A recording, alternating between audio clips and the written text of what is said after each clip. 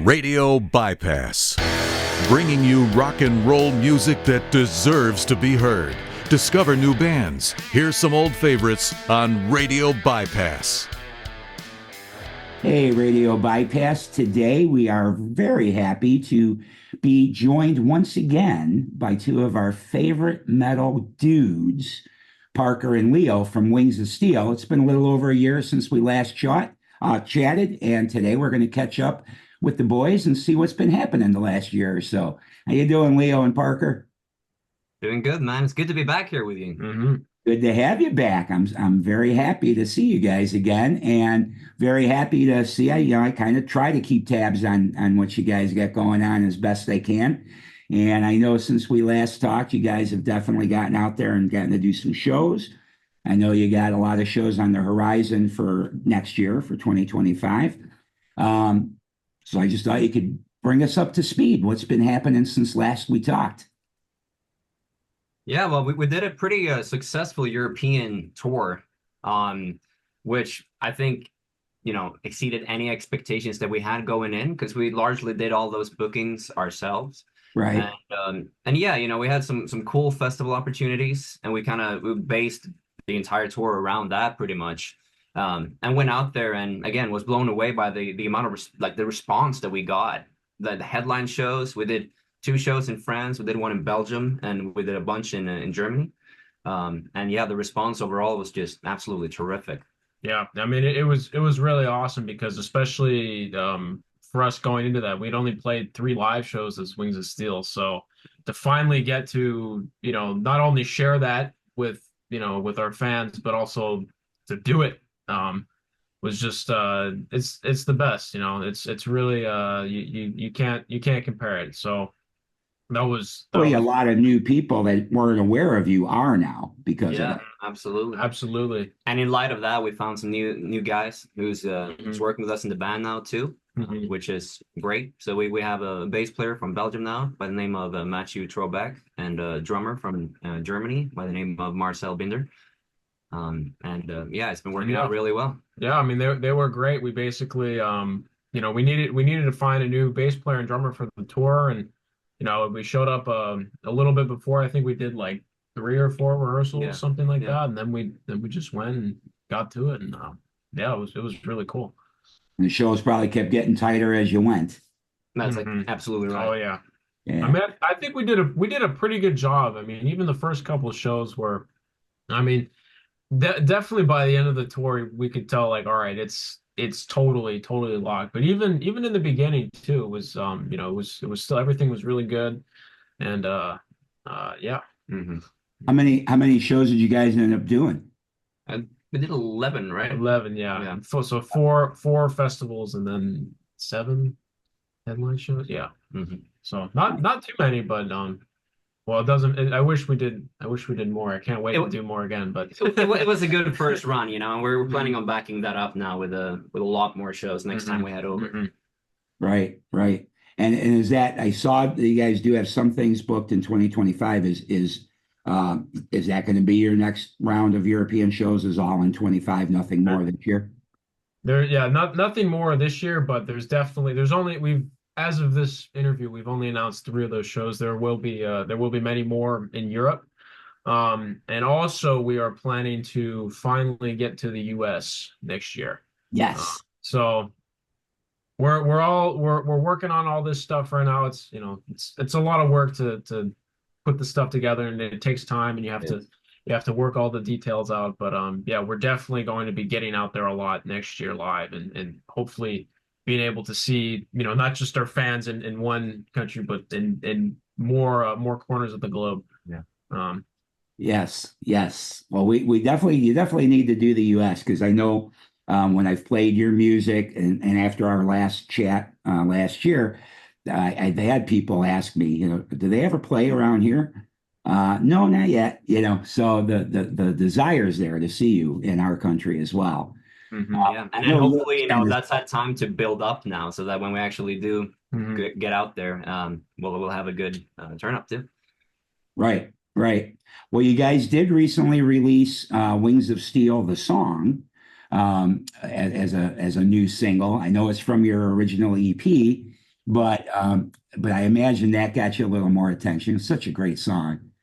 Yeah, we decided to give that one another push because it's proven to be one of those songs that people really connect with.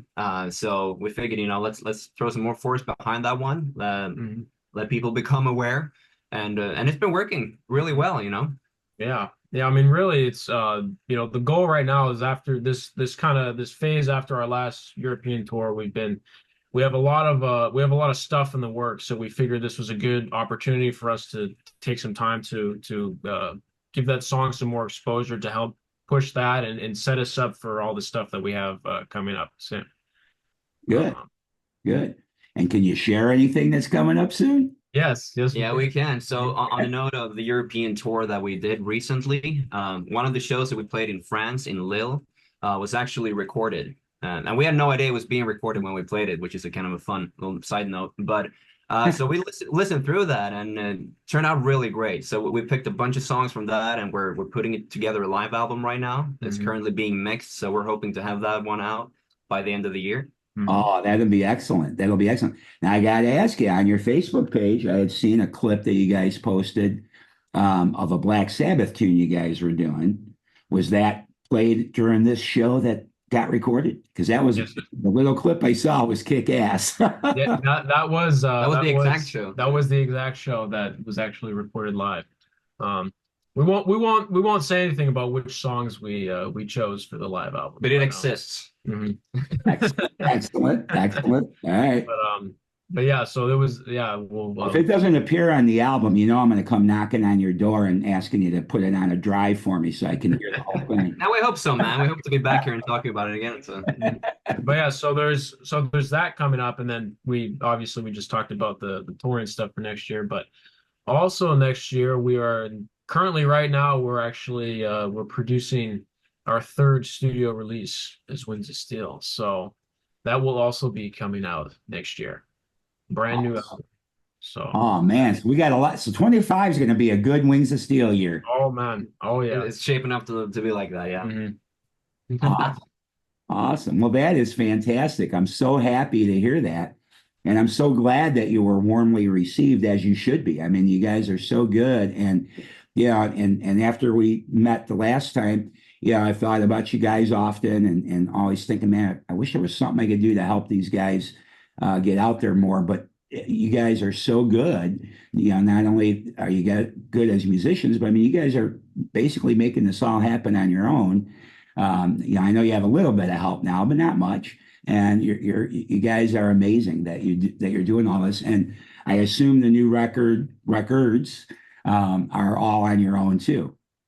Yeah, that's the plan for now. I mean, we're as we've grown in our careers and we've produced more and more stuff. We've learned a lot of things about how to not just write and record and produce the music itself, but also how to market the music and how to share it with more people. So I do think now we are in a spot where these next releases we have coming out will be making bigger and bigger impacts, which is exciting because for us our goal is just to share our music with as many people as possible, and it's been a really cool ride to watch that grow and to watch more and more people connect with our stuff, and yeah, we're really excited to keep that trajectory going. So we're excited to finally be able to get in the cycle of album tour album. That's exactly why we do what we do. And while we have learned a lot throughout these few years that we work together, there is still a lot more to be learned, and we're still currently learning a lot. It's like you said, when you do most of it yourself, there's no shortage of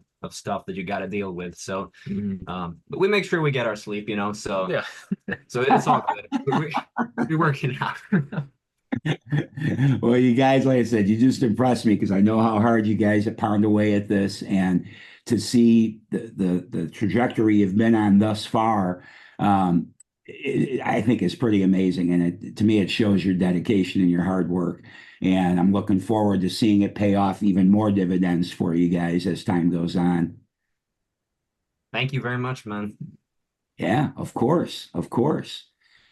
So I'm trying to think what else, because probably I know some stuff we can't really talk about yet, but because I assume we don't have an exact date for the live record, but you feel pretty confident it will be this year in 2024 before the year's out. That's the plan. Yes, yes. I think with the pace that things are going now, we should be able to get it out before the end of this year.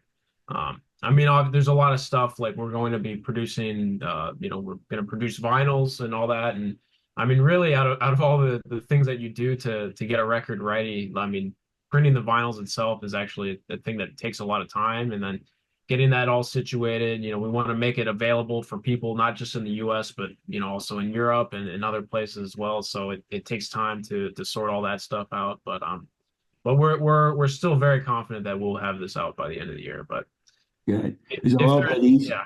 It's a little bit easier to find places that can press vinyl now, because I know just a few years ago there was such a shortage of availability to get anything made vinyl wise. Is that up a little bit? I mean, when we did our first vinyl pressing for the band ever, actually about this time last year, and we ended up pressing it in Europe because it seemed like generally in the U.S. a lot of the plants they had a longer turnaround time, it was more expensive, and the quality was less consistent as opposed to plants in Europe. I mean, we haven't checked to see where that situation is now here in 2024, but we are planning, because it worked out so well for us with the last pressing that we did, that we'll just press these in Europe again. And yeah, because even with the import cost of shipping them over here, it's really not that much when there's a lot of yeah, and it makes sense because copies. we drop ship some copies off to our European partners too, retailers that we work with. So it works well in that sense, as opposed to if we make them in the US and then we have to send them to Europe. There's a lot, the import charges are higher in Europe if it's sent from the US as opposed to if it's sent from Europe to the US. Oh, interesting. So I it didn't kind know of yeah, all these little details, you kind of have to take into consideration. But we figured that out. We figured out a pretty good system last year, so that's probably what will happen, unless we find a really, really good situation here in the US. But yeah, but if you knew you were able to get the product turned around and it was good quality, nothing wrong with sticking with that. Yeah, absolutely. Yeah, awesome. Well, what else should we know? As I say, you guys have had a lot going on, but at the same time, I don't know what all we want to talk about today. I just was excited to catch up with you guys and hear your story from where you've been, from where we left off in June of last year. Yeah, I mean, that's kind of where things stand currently. There's a lot of stuff that we do every day to move all these things forward as fast as we possibly can. But I guess I will mention that the 3 festivals we have confirmed is Up the Hammers in Greece. That's March. Yeah, it takes place in March, and that's cool because we got invited based on demand. Like, people were asking for us to come out, so that's really cool. Nice. And that'll be our first show in Greece ever. Yeah, that'll be our first time there. That's always special. That's always special. Then we have Iron Fest, which is in Germany as well. Yep, in June. Yeah. And then Headbangers Open Air, which is another famous festival, that's in July.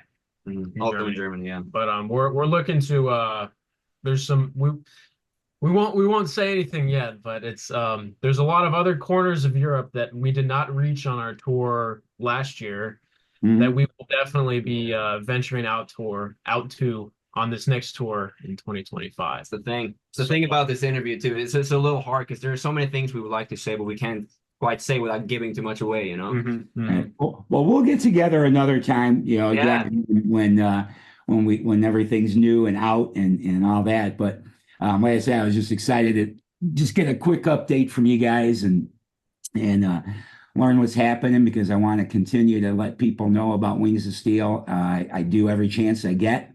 I've talked about this record with so many folks, both the EP and the album. And so, yeah, anything you guys are doing, I'm interested, because I think you're, great people, excellent musicians, and very bright young men. And I'm really just looking forward to seeing you guys have a long, successful career. Thank you, man. And again, it's great being back here with you, and thank you for playing our music. It's stuff like that that's really helped us out to get to where we're at right now, so that we can start taking on bigger and bigger endeavors. It's all the people who've been sharing, who've been playing through their radio channels, and it's really added up, you know, and Yeah. it's a humbling experience, and it wouldn't be possible without it. So Yeah. we try to thank everyone every chance we get. So Yeah, so yeah. thank you, Ralph. Really. Yeah, I Oh, mean so it's been really crazy, you know, in the 2 years that our music has been released, I guess. It's just it's been really, really cool to see all the people who connect with it and all the people who you know, they're like, yeah, this is really good. And it's you know, as we go along and we're able to reach more and more people and we're able to grow. And I mean, for Leo and I, it's like, you know, holy shit, you know, this is this is just stuff that we were just, you know, writing, coming up with the other day, and it's, you know, it's making like an impact like this. It's really the coolest thing in the world, and we're just we're very, very excited for all the stuff that's coming up, and we can't wait to continue to share our stuff with more and more people. Yeah. And it says a lot about the heavy metal community, man. Hmm. It's definitely alive and strong and doing well. Otherwise, we wouldn't be able to do the stuff we're about to do, you Hmm. know? sure, you might not know it, on mainstream radio or anything like that, but it's definitely there because I just see it even with just the show, and I'm not even always playing, heavy stuff. Sometimes I'm playing lighter stuff too, because I like a wide variety of music. So I like to feature a lot of different types of musicians, but I see it all the time, and and I get emails. Like I do know you guys have definitely at least two dedicated fans in Hessen, Germany, because they've emailed about your stuff when I've played it. And yeah, the community's out there. We might be a smaller number, maybe, or a little more hidden. Um, Maybe not in the mainstream where everybody knows, but it's definitely there. I see it all the time, Yeah. and I'm very happy about that. And I know I told you guys this last time too, but I'm very happy to see young folks like yourselves keeping this music that I thought would die with my generation going for another generation. So I thank you guys for that, because I just think it's some of the best music ever. And, you kind of hate to see it fade away. And all of our heroes are, getting older. I mean, you got the Judas Priest shirt on. They're out on the road right now. Their new album is killer. But how many more can they do, right? Mhm. Just age is age. And so for you guys to pick up, the Judas Priest reigns or whatever, any of the legacy bands from my era, and keep it going, it is fantastic. And yet at the same time, what I love about you guys too is, and we talked about this before, I can hear some Jeff Tate in your vocals and this and that. But what I love about what you guys are doing too is you're taking your influences and making your own stuff and making it you and make it sound like you. I mean, if I have my iTunes in a rotation thing, random thing, I never have to wonder if I'm at my other desk. I always know right away when you guys come on, like, oh, that's a Wings of Steel song, right? And that is what I always thought every band needs, is to have their sound, so that within a few notes, if you're not looking at something that tells you what you're listening to, you know what you're listening to. And you guys have achieved that. And I believe, and I can't wait to hear this new studio record in particular. I believe it's only going to be better when the next record comes out. Mhm. Yeah, we're very we've got a lot of ideas, and we've got a lot of I mean, we already got some songs that we're laying out and everything. It's we're very excited to share what we've come up with. But I'll go back to kind of what you were talking about a little bit. And I mean, the thing is, man, is I this style of music, it's, it's like blues, it's like jazz, it's like classical music. It's a timeless style of music. Good music is not it doesn't go with the trends. What goes with the trends is the mainstream. So even if heavy metal music isn't what's, being played on the mainstream radio and all that stuff, like it's good music is good music, and it resonates.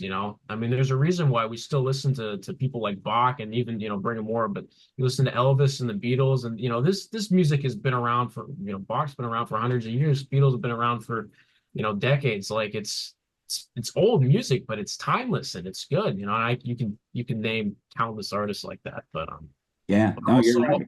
also too, something I will, I've made this argument before, but I actually really think that heavy metal music is actually, there's a bigger fan base for heavy metal music today than there ever has been, ever. And I make that argument because we still have the same generation from back in the day when it was mainstream.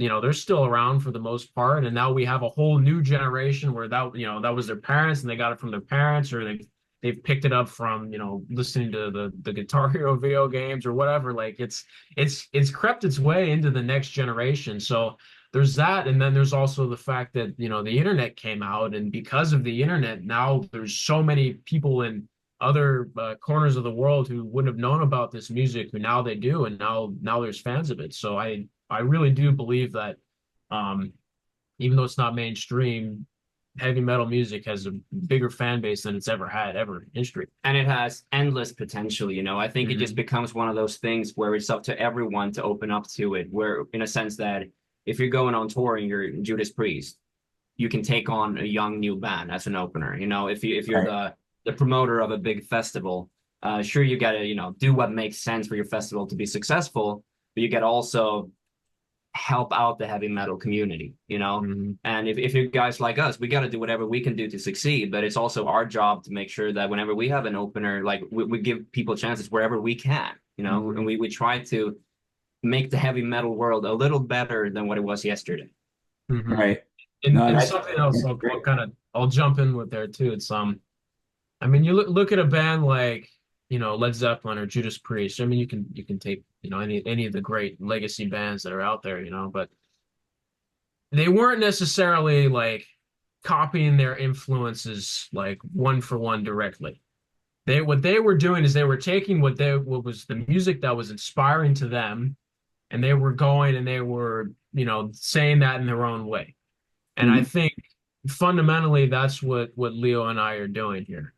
Is that, we're inspired by all these, Priest and Maiden and Deep Purple and Rainbow, all the list goes on, right? But that's the music that we love and that inspires us, and we say, okay, this is great. We want to take that and inspire, and take that what inspires us, and recreate that in our own way. And I think that's really the key thing. Yeah, I agree with you. And I think you guys are definitely doing exactly that. So, yeah, I totally agree. And there's nothing wrong with that.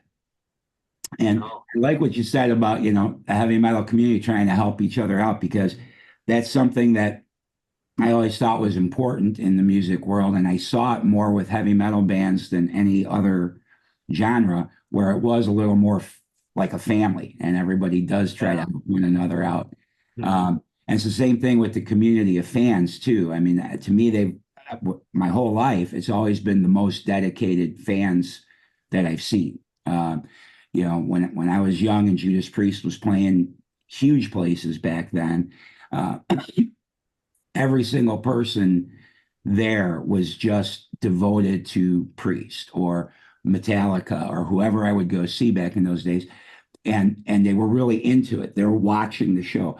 Then you go to, some pop type artists and stuff, or certain other types of musicians that I've been at shows, and people are more looking around. It's kind of more like they're just trying to be cool or whatever, where the metal community it's all about the music. And it is kind of a familial, family type environment in its own way. So I'm glad to know that that's still what you guys are experiencing today in the 21st century. Absolutely. I think a lot of people in the heavy metal community are making all the right choices. I mean, you got to kind of look at it like, what type of heavy metal fan do you want to be? Do you want to be the guy who, listens to a band and go, oh, that's a Priest clone. Oh my God, it's so old. Go kill yourself, or whatever they might say, Or do you want to be the guy who says, oh, these guys remind me of Judas Priest. That's awesome. I love that band, Right. Two entirely different approaches, one kind of serving the metal community, the other one just kind of not really doing anything at all. Yeah. But right. Yeah. And I've never believed in giving bands a bad rap for, sounding like somebody else. Like Zeppelin's a great example, because there were several bands that came up through the 80s and were criticized for, being a Zeppelin clone. There was even a song, Lead Clones. I don't know if you guys are familiar with that song. Yep. Gary Moore did it. Yep. But I would think like the band Kingdom Come is one that I saw get ragged on a lot for sounding so much like Zeppelin. Yeah, right. When I heard that debut album, to my ears and to my soul, I'm like, this is fantastic because Zeppelin's not making these records anymore, and these guys are killing it. They're doing a great job. So I had the opposite feeling, like, no, I'm not going to rag on these guys. Yeah, maybe right now they do sound almost a little bit too much. Maybe they were a little clone-ish, but it was their debut record. So I figured, they're going to grow as they go. But I think they got such a bad rap. I don't think they got too far after that first record. I mean, they did have another record, but I feel like they got kind of a poisonous name, and I felt it was so undeserved because who cares if they sound like Zeppelin? Zeppelin's freaking fantastic. Yeah, and I feel the same way with Greta Van Fleet today. That's It's like today, yep. at the end of the day, it's great music. Why can't that be enough? Like it's one thing if you like steal riffs and you like steal lines that are like identical and stuff like that. That's one thing, but a sound or like an atmosphere of sound that gives a certain feeling, that's awesome. We should have more of that. Yeah, I'm with you. I think Greta Van Fleet, I honestly think they just use that to their advantage because that's, when I first heard about Greta Van Fleet, that was the first, it was almost synonymous with, oh, they sound like Led Zeppelin, but it got a lot of people talking about them, and now they're arguably one of the biggest new rock bands that's out there today. I mean, if you sound like Led Zeppelin, that's exciting. I want to check that out. Led Zeppelin's a great band, man. I think that's a compliment. Right. It is. It is. And with them, while they do sound a lot like Zeppelin, especially the first record and everything, they also still have their own sound going too, though. Oh, absolutely. It's not, and I've heard the same thing, like, oh, is that another Zeppelin? And I had the same feeling like I had, 30 years earlier or whatever with Kingdom Come. No, I mean, yes, Zeppelin's there, but they're also doing their own thing, and they're young guys, just like you guys, And to me, you develop as you go. So when you're fresh out of the gate, if you sound really close to whoever it is that influenced you, I mean, I'm a huge Aerosmith fan.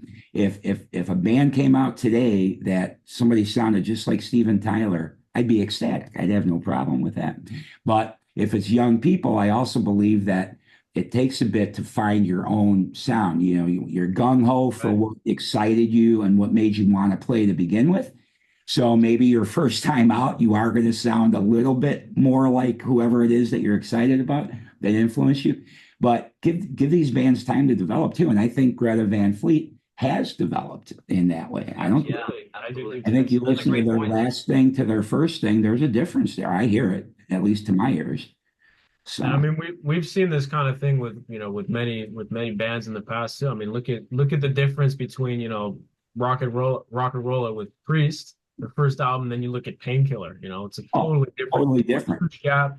The Scorpions, the same thing. I mean, you said Black Sabbath. I mean, a lot of those bands where they kind of started out and they had one kind of sound, and then over the years it really developed and it really grew into something else. Def Leppard, yeah. Well, really everybody. I mean, Metallica that you're wearing. I mean, you listen to the first EP and then up through what they're doing now. It's not quite the same. It's just reverse. Skid Row, from the first album to Slave to the Grind. Mm-hmm. Two very different records, in my opinion. Subhuman Race, also quite different. So nothing wrong with that, except sometimes I think people can't handle change either, though. So there is a detriment to that too, I suppose, because some people, if they loved you when you sounded this way and now you sound this way, you might alienate some of those people that loved you to begin with. But I would hope that most music fans, and I think the real hardcore fans are this way, you have an open ear and you have an open mind, and accept a variety of things from your musician. I mean, I wouldn't want Aerosmith to go do a polka record or something, but if they branched out a little bit and sound a little different, which they do too, if you listen to their catalog, their last studio album sounds nothing like the first studio album, but that's okay. You got to grow, and there's nothing wrong with that, except, like I say, I do know some people do get, I want my Dokken or whoever, I want them to always be exactly what first got me excited, Yeah. Same thing with genres, it's hard. Like, I always feel like if you do like this podcast that I do, the music show part of it, oftentimes I feel like I could have a bigger audience if I would limit myself to one thing. If I would do just heavy metal music or just classic rock or just 80s rock or something. But that's not exciting for me. I don't want to take the time to do that. I want to share any music that I hear that's really freaking good and deserves to be heard, which is the tagline I use, rock and roll music that deserves to be heard. So I don't want to limit myself only to metal. I love metal, but I don't want to limit myself only to that. If I decide a new Joe Walsh song comes out and it kicks ass, Joe Walsh sure ain't metal. So I want to be able to share that too, right? But when I look at how many people listen to this show, when I do bother to look at the stats, mostly I don't, because I do this mainly for my labor of love and loving the musicians I love, but to better assist the musicians too. Sometimes I wish, like, okay, I want this audience to be 4 million people, like I used to have listening to my radio show back in the old days. And it's not that. And I think, all right, but I see though that when things are pigeonholed and in one category, the audiences tend to be a little bigger, but so I don't know what the answer is for that. So I think the thing is, like, it has to be real to you. You have to feel that's where it's got to come from, that's what makes a good product, because there are a bunch of not great products out there because it didn't come from that. It came to just speak to the masses, and then it kind of falls off. The real stuff sticks with you, and we try to write from that standpoint too. We try to just stay true to what we do. We don't look for a specific group of people to try and please and appease and whatever like that. Like, we do what we do, and people tend to love it, and that's what you play into. Well, it's really all based off of, the music we write is what inspires us, and we think, well, if it inspires us, it's going to inspire somebody else. That's really what it's fundamentally based in. And I mean, I will say kind of around that too, because it's relevant. Like, you look at a band like Metallica or Iron Maiden's a good example, right? Because they have, I think a lot of people, if you like their first record, you'll probably like Power Slave, and you'll probably like Somewhere in Time.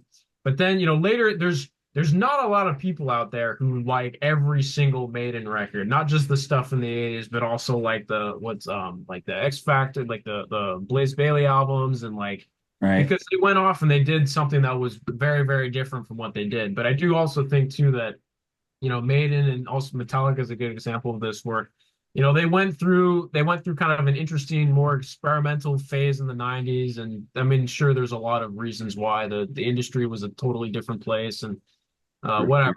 They went out and they put out some different stuff. And it definitely, a lot of the people who were there from the 80s stuff, they got to there and they're like, okay, maybe it's not for me anymore. But they kind of pulled it back together a little bit in the 2000s, and they kind of found like a good middle point. And I really just think like it is a balancing act, and it's okay. Like, you got, if something's inspiring you, you got to try it, you got to put it out there and see if it works. And it is what it is. But yeah, I mean, as long as you did something that you believed in, like, you can't fail. That's kind of the way I see it. Sure, your numbers may not always be amazing, but what's more important, I think the most important thing is you do what you love doing, where you at least you try to always come from that. Yeah, and even when if you put out an album that's very different from your previous catalog, it's very unlikely that you're going to then go out and tour and only play songs from that new album. You're still going to, I mean, you look at Def Leppard, and a lot of their, nowadays, a lot of their set lists, it's a lot of their classic stuff from their first, 4 records. That's most of the set list nowadays. So there's something to be said about that. A lot of the legacy bands, if they do have a new album out when they're on the road, they usually just throw 1, 2, maybe 3 in for the record, because unfortunately people want to hear those hits. That it's the blessing and the curse of having big songs. Yes, Well, that's the cool thing about being a young and new band. You can put your music out there, and people are like stoked to hear your new material. Yeah. Well, I certainly am, for sure. That's awesome. Although, if I'm, still alive 10 years from now, and you guys have had 8 million big albums or whatever and big hits, I still will expect to hear, even though this maybe not have been a hit for you, Lady of the Lost? Yeah. Title. because I love that song so much. I know I added that to our last interview because that's just such a great song. So I'll always want to hear that one. That'll be the song you got to play if I'm at a show. All right. Sounds like a good deal. Mm-hmm. Yeah, and I don't know if you guys knew this, but at the end of every year, I do a top 10 singles or top 11 singles of the year, songs that never had an album come out with them in that calendar year, and then a top 11 albums. So for the end of last year, you guys were on my top 11 list, but I did screw up. And when I listed the list of who everybody is for the top 11, that day, I must have been so psyched on Cry of the Damned that I listed that as your album title. So my apologies. Instead of Gates of Twilight, I put Wings of Steel, Cry of the Damned. Yeah. Well, to be fair, Cry of the Damned was a single. So It was a single. No, but you were on my top 11 album list. yeah, well, that's awesome. Man. So I screwed up there. Happy to hear that. But It could have been called Cry of the It Damned. could have been. We could have named the album Cry of the Damned. yeah, it works. But I like Gates of Twilight, though. That's cool. Yeah. And I don't suppose we want to hint what the title of the new album's going to be, do we? It will materialize when it comes. You know? We haven't figured. Usually, what we do is we like to write all the songs, and then we either pick one of the names of the songs that we feel kind of does justice to like the vibe of the album, or I mean, they will come up. Yeah, with once it's all sequenced, you figure out song orders and all that. Yeah, I get it.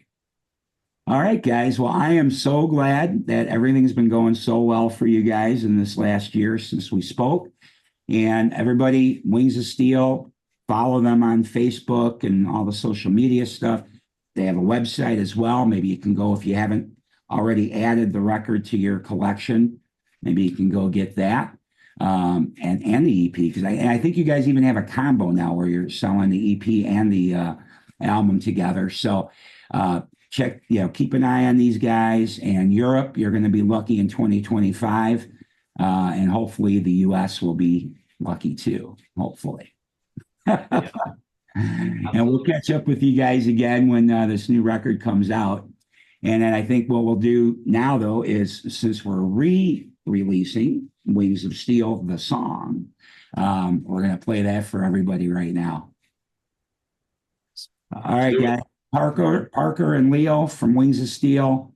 Thanks, guys. Pleasure. Glad things are going well for you. Stick around. Here comes Wings of Steel with Wings of Steel.